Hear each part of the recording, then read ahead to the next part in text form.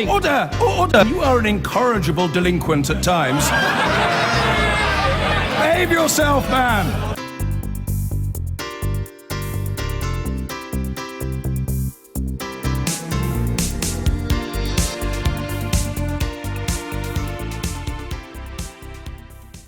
Now, to discuss global corruption in today's London summit, we're joined in the studio by Sir Eric Pickles. He's been designated the government's anti-corruption champion.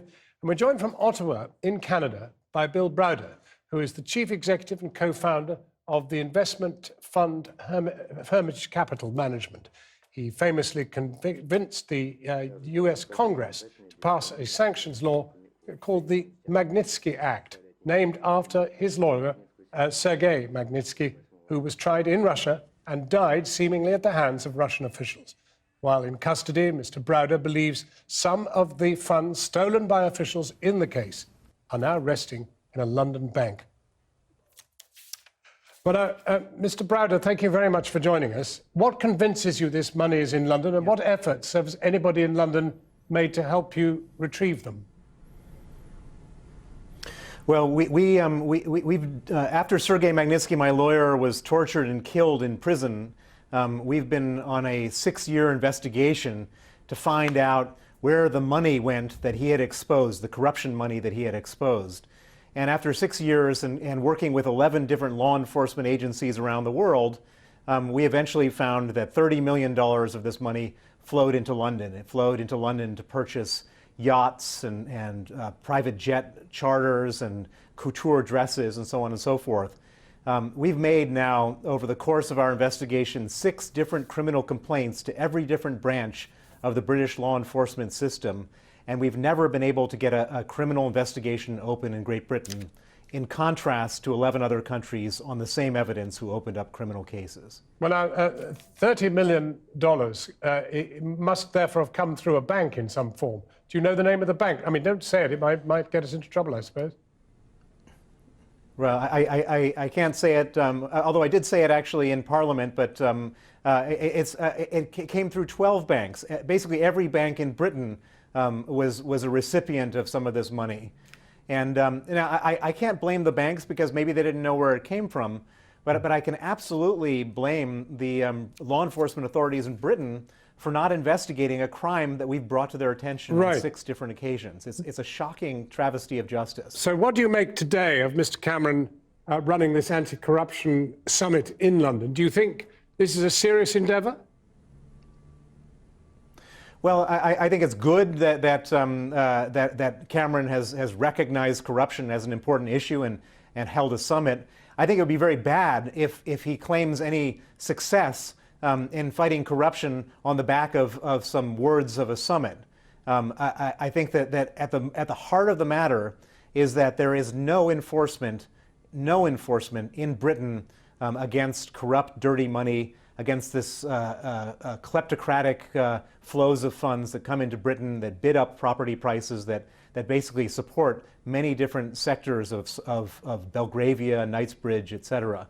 There's no prosecutions about this. Well, Mr. Browder, we're fortunate to have the man who has to deal with corruption in this country present. Thank you very much indeed for joining us. We'll put some of that to him. Sir Eric, that's a big charge that, in fact, there is no transparency in London, he's saying, and that, in fact, the preparedness of law enforcement agencies to get in there and reveal is not there. I met with Bill a few weeks ago. He gave me a whole dossier, which I have diligently handed over to the authorities for investigation. But obviously, I'm just a politician. But he'd already done that, and it didn't work for him. But, well, I don't know whether there was new information in that, but I have diligently passed that on, and I hope that if there is evidence, that it will be taken. But what we've done today will make finding that money so much easier. We've done stuff on transparency. We've done stuff on prosecution. We've done stuff in terms of changing the law to make it a lot easier. And I think it's been a pretty big success. We've got people signed up to things that we never thought we would been able to do a couple of years ago. But the difficulty is that although you say you're going to identify, for example, the people who own property in London, foreigners who own property, that's big because there's a lot of it. I mean, we have relationships, colonial relationships, with island states that do not wish to have any transparency whatever about who owns what. That's not entirely fair in terms of what you've just said. We do clearly want them to follow our example, that from next month there will be beneficial ownership that will be open. But what we wanted more than anything was to ensure that our law enforcement agencies would have full access to that and have it in such a way that the people who have been investigated wouldn't be able to be tipped off. But transparency is we've more, got that. Yeah, but transparency is more than letting our authorities look at it. Transparency is really about access to who owns what where. Now, you take, for example, the British Virgin Islands. 28,000 people live there. 450,000 companies are registered there, many of them with interests in London. John, you're preaching to the converted. I absolutely agree. I believe it should be open. But, Sir Eric, you know what can happen? The government can say we're going to take direct rule in the British Virgin Islands and we're going to change the law, and they can then have their islands back. We'll get on with it. Well, I think the court of public opinion will get us into that position, but we have got what we need.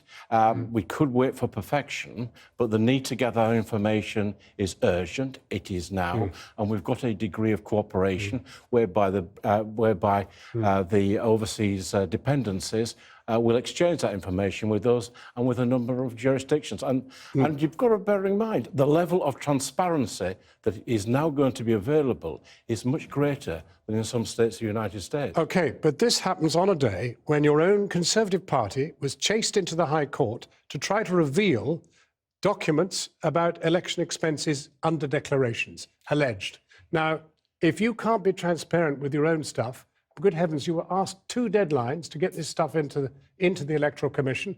Why not? I know an awful lot about overseas dependencies. I know even more about changing the law in But you're a senior Conservative and you must want your party to come clean on their election expenses. I have to tell you, I've had no involvement of this. However, I have seen a press release from the Conservative Party that said that they're fully cooperated and have provided the information by the deadline. And I'm sure that's right. Sir Eric, thank you very much indeed for coming in. We'll have to pursue this elsewhere at some point. Thank you very much. I've been getting away with it all my